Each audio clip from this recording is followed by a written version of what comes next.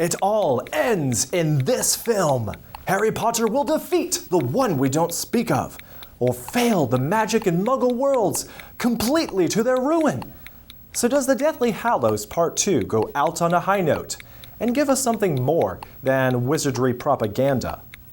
Find out right now on Movieology.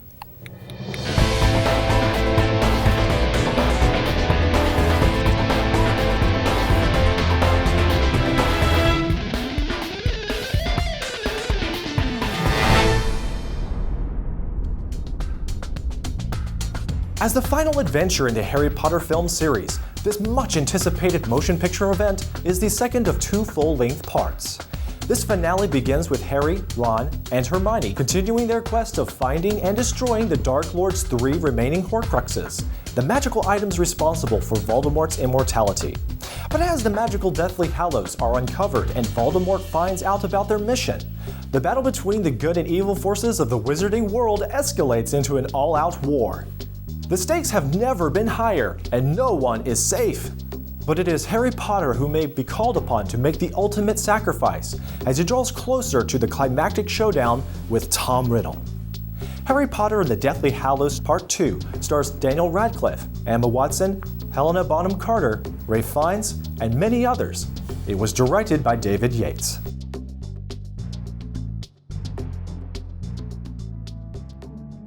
Welcome to Movieology, your ticket to engaging the spectacular world of film from the bedrock of biblical truth. I'm Joseph Darnell. So unless you have had your head buried in the sand for the last 14 years, you know that Harry Potter is something of a big deal. Many are calling it the Star Wars of this generation, but because it's wrought with witchcraft, Christians have been appropriately skeptical and cautious of J.K. Rowling's novels and their movies. Since this is a huge subject matter bigger than this review has time for, we're bringing back Michael Minkoff next week to address the genre of fantasy, the use of magic, and the like in a manner that remains faithful to biblical discernment.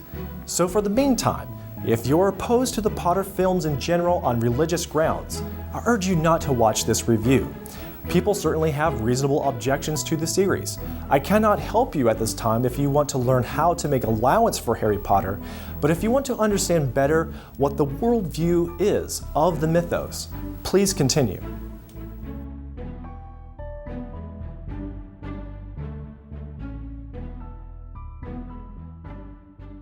The Deathly Hallows Parts 1 and 2 is at the end of an exceptionally well-made movie franchise.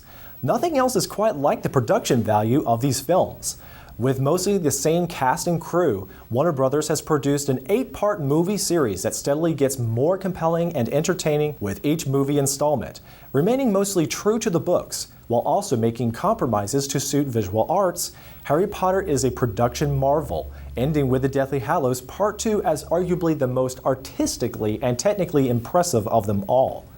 I especially appreciate the actors' performances and the tone of the films as they've matured over the past decade.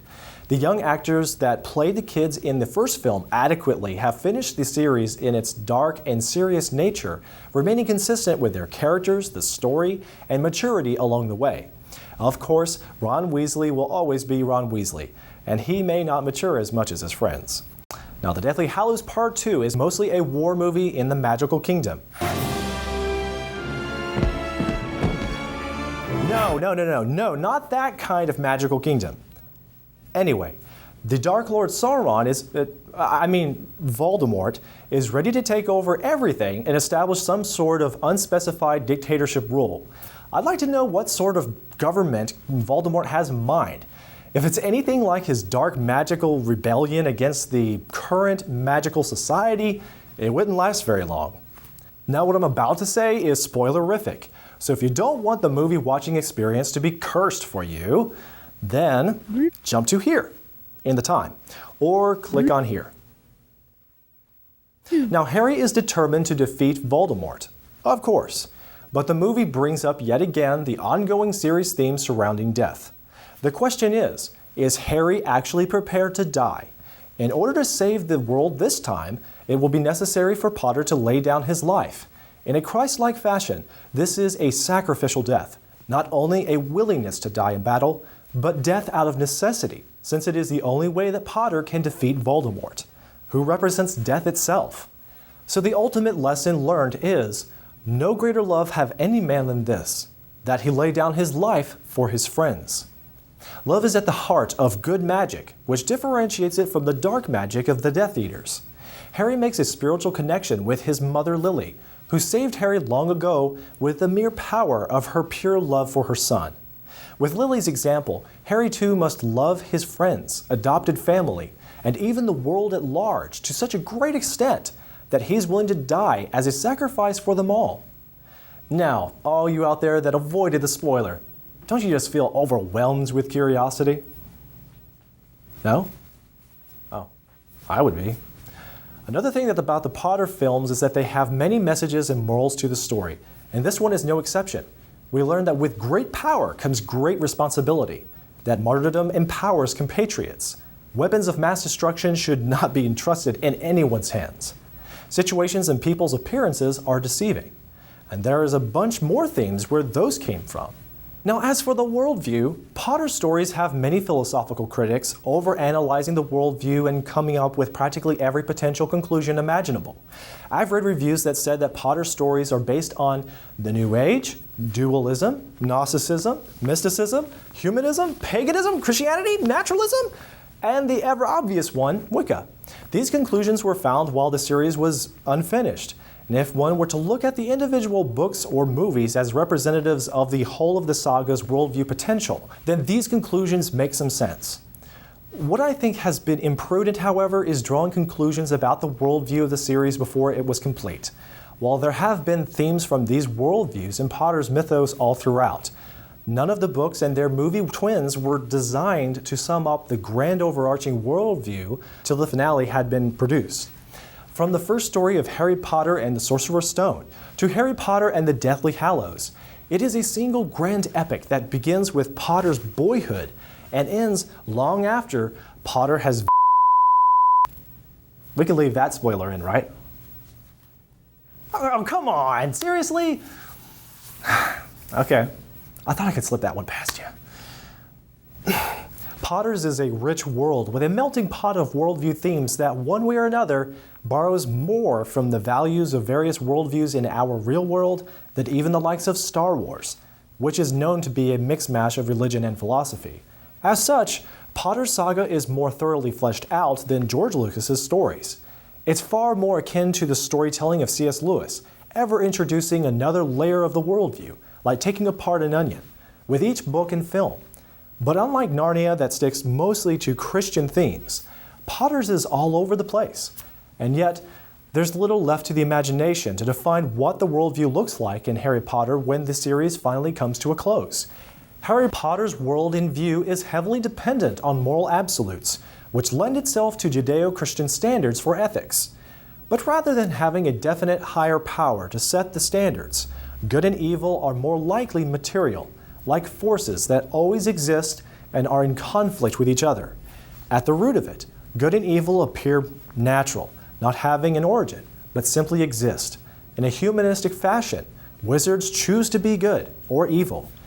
Each character has the potential to be one or the other, or to defect to the other, or to demonstrate the other, but really be the other. Did you get that one? So Harry can be a good person that does some evil things, but not because he is evil.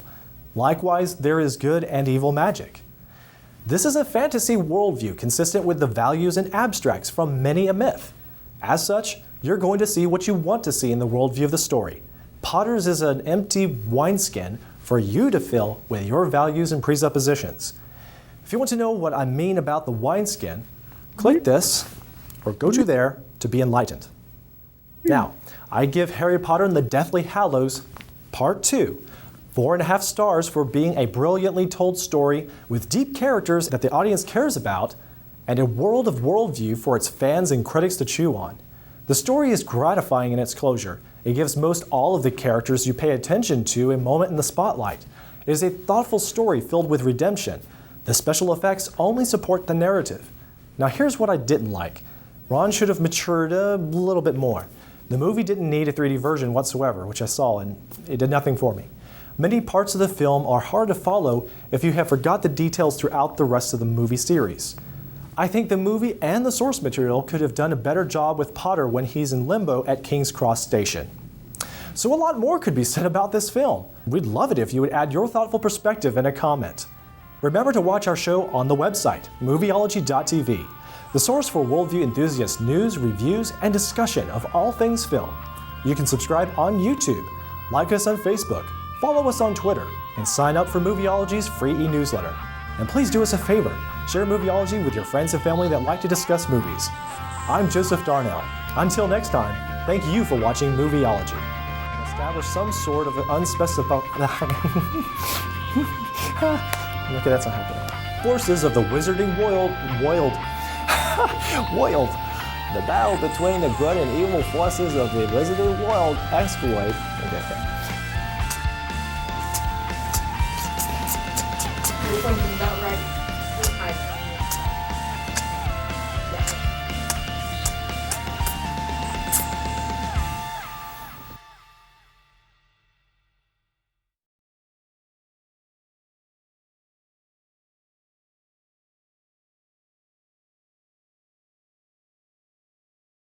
In order to defeat Sauron.